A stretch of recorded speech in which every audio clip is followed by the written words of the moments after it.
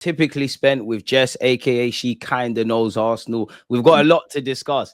We always pick the best times. Magalhaes has obviously had an injury, which we'll get onto. We got to speak about Fulham. We got to speak about Real Madrid. Since our last conversation, Andrea Berta has been named. We're still linked with the Williams and Garcias and Jokeres and Nico Williams and David Ornstein updates. We got a lot to discuss, man. We saying, Jess? Hello. Hello to you too. I'm feeling okay. I'm Gabriel Jesus has got you shocking up, man. You look lost for words.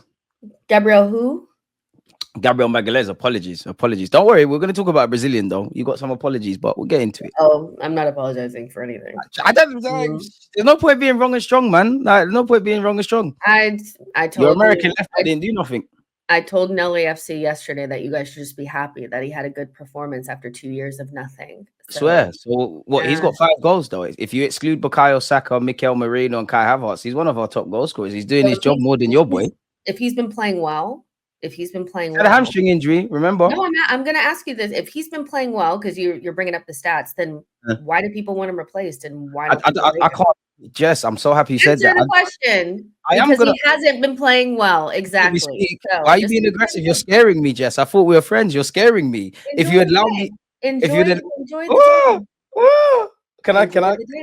Enjoy the day. Enjoy the day. Enjoy. Can I speak? Is it cool? Yeah, go ahead. Yeah, go back my head off. You said people. I can't be held accountable for other people's opinions. There's millions of Arsenal fans. What I will say is we have to give credit where due. You saw the great bit of skill. You saw his assist. You know what he brings to us. He did just come back from a hamstring injury. We've got to remember that. And I just want to know, like, do you think he played well against Fulham? That's all I want to know. Yeah, of course I did. What did he do that impressed you?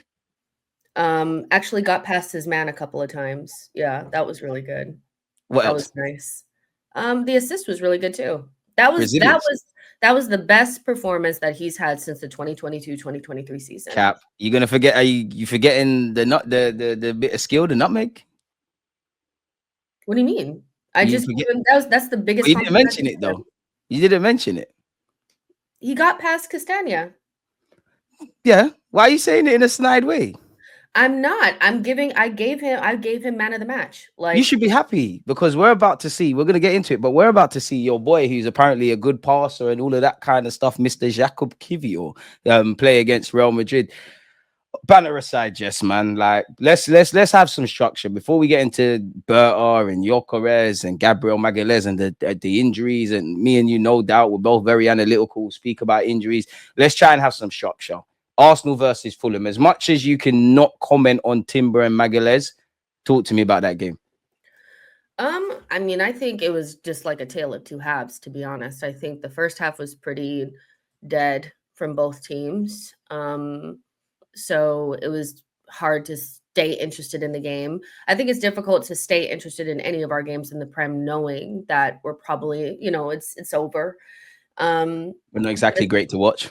Yeah, the second half, though, I actually thought was much, much, much better and showed that Arsenal can be a dangerous side if they just move, make runs, be dynamic, not be afraid to attack. We created quite a few chances in the game. I know people don't like XG, but we created 2.4 XG in the game.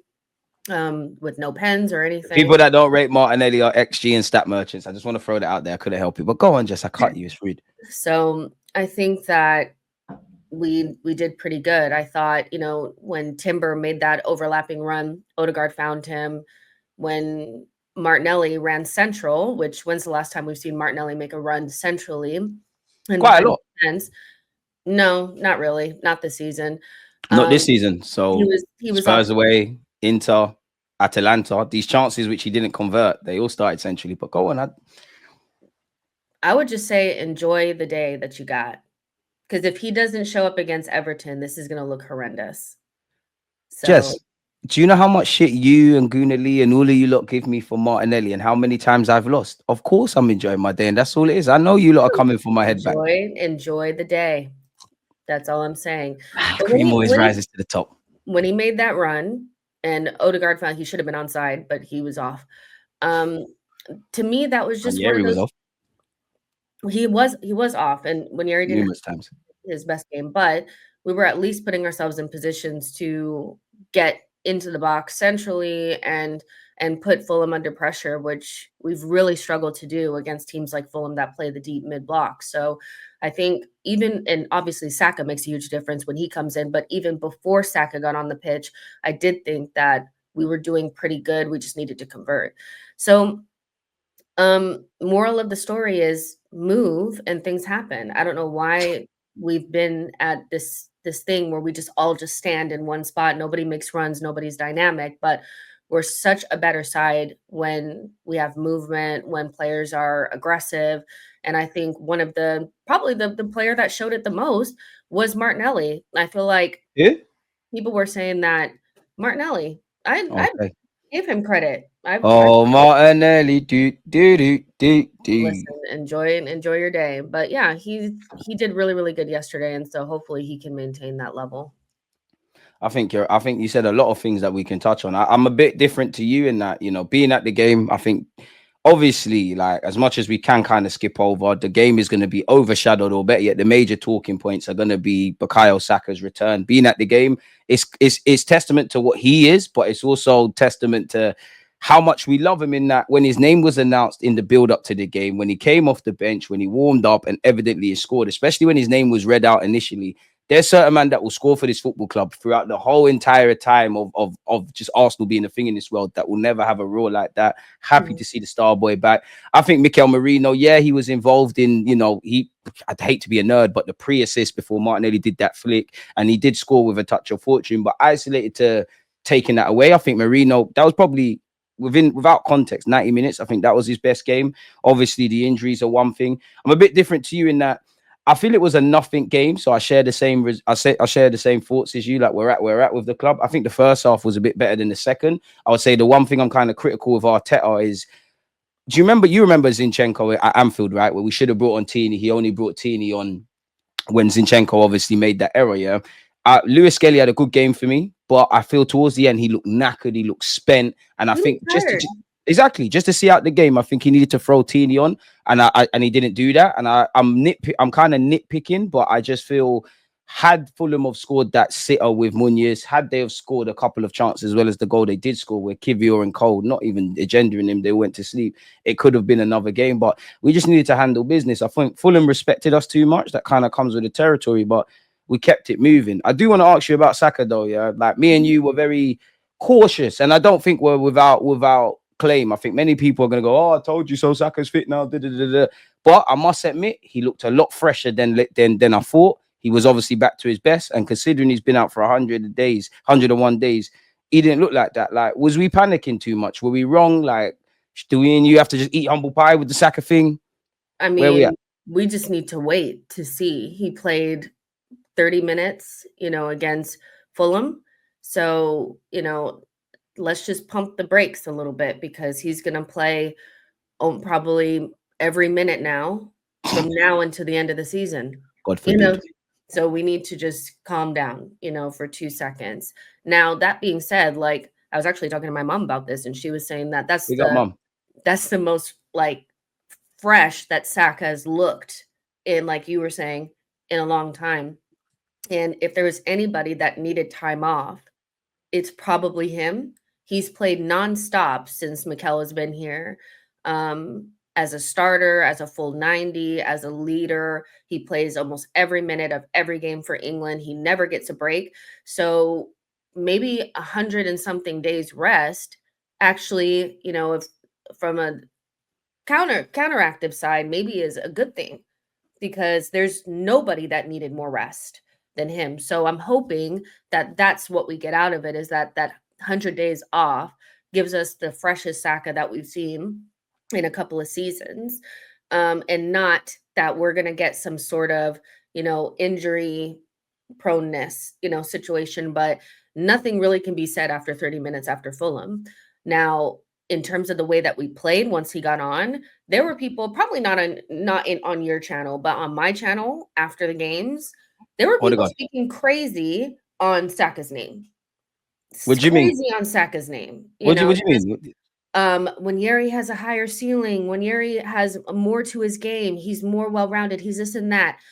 You don't know what you missed until he comes back and you see it. Like, seriously, I'm not saying that Yeri is not a good player. I think he's fabulous. But there is no substitute for a top 3 right winger in the world. And the I'm inevitability that provides, especially where we've got, let's be honest, and to aid Jesse's Yeah. point, who else is there that's going to shoulder the burden? Yeah, we got a couple man that will. In the last 3 years, we've seen Martinelli, Odegaard, Kai Havertz, all of these guys chip in. Saka's been the only consistent variable. Saka is the only quote unquote reliable player in the attacking third. I would add an asterisk because I do think Wanyeri is that, but he's young, he's developing, he's finding his Yeah. feet. We probably wouldn't have seen Wanyeri to this extent had these injuries not happened. Me and Jess have spoken a lot about Mikel Arteta and the seniority thing and the steps that have to be taken before you see the likes of Lewis Skelly and Wanyeri blooded in. But do you know what? Funny enough, Jess, I don't mind that, Let them do the Wanyeri Saka thing because we've seen Saka compared to everyone under the sun, and especially with rival fans. They don't rate Saka. Saka is used as the yardstick. He's compared to everyone. All of the guys they compared him to failed. Now they're comparing him to someone that is at his club, which I honestly don't mind. Jack Grealish, he scored the other day, touching tribute and RIP his brother. But look how long it took him to score. And Saka's come back from 101 days. And it's sad because I think he would have had a really, really, really all-timer season. I think this would have been, in terms of output, Saka's best year. So I don't understand the crazy thing, Jess, man. Anyone, you need to tell him to shut up. Yeah, I was like, what are we saying? If there's anybody in this team that we cannot really question, their levels, it's Saka, so He's I not get it. aesthetically pleasing. I get it, but I'm like, no. But he makes everybody better. And this goes back to my point around like the last couple of weeks. I've been doubling down on this and I'm going to triple down, quadruple down on it. Is when you have better attackers, the game is just easier. It's just easier. Even when you come up against And move the ball quicker, like you said earlier as well. It's crazy, isn't it? Move the ball quicker. And when it comes to the mid and low blocks, it's not even about the patterns in the system anymore. It's about individual. You need to get past your guy to create the moments. And Martinelli did that and Saka did that when they got on. So I just feel like that's what we've been missing. You need your attackers to come up with moments of brilliance against teams that are in settled blocks. And we haven't had that. So I think yesterday was obviously it's just Fulham. It's a dead game, but they weren't saying that before though. Some of these things can inform you for next season and what's important for us to make sure that we get in that summer window. Better attackers make your life a lot freaking easier. And that was definitely on display yesterday because and I know Fulham didn't play their best, but they still played in that settled block. And to me, there wasn't really a moment where I felt like we were playing the horseshoe of death. And especially in the second half when we really started to get going. I was like, it could all be so simple if we just moved the ball quicker and our attackers were just better. You know how I feel about that, man. I feel we clearly need quantity and quality in the summer, and we'll get onto that in a bit. And those two evidently overlap. But I also think there's a lot to do from a Mikel Arteta perspective to evolve this system across all aspects and actually to create goal scoring chances. Now, I'm not a coach. I can criticize Arteta and praise him. I'm not a coach. I'm happy it's not my job. But what I can see, which you just said, week in, week out, it's low blocks. Low blocks, compact unit. You've got 5 at the back in Fulham's case. You've got half a chance against Arsenal. So we need to find a way to alleviate against that, whether that's the Odegaards and Wanyeri's in the pockets, whether that's, like you said, Martinelli and them man running in behind, stretching the team, etc., etc. I think tactics is one thing. I think this season we've been very complacent. We was complacent in the transfer market, was quite naive as well. And we're going to have to address this. Like, let's speak about Gabriel Magalhaes' stuff. I want to ask you a second question, but me and you have a lot to say in it, so let's get some structure. Obviously, we saw him come off in the 15th minute. It's been confirmed he's set for surgery. Season's probably over. What do you make of this news? How do you approach Everton and Real Madrid? I mean, it's heartbreaking because if there was one player that I really wanted to see against Real Madrid besides Saka, it was Gabriel, because I just know that like Gabriel, and this is soft factory shit, but I think that Gabriel is world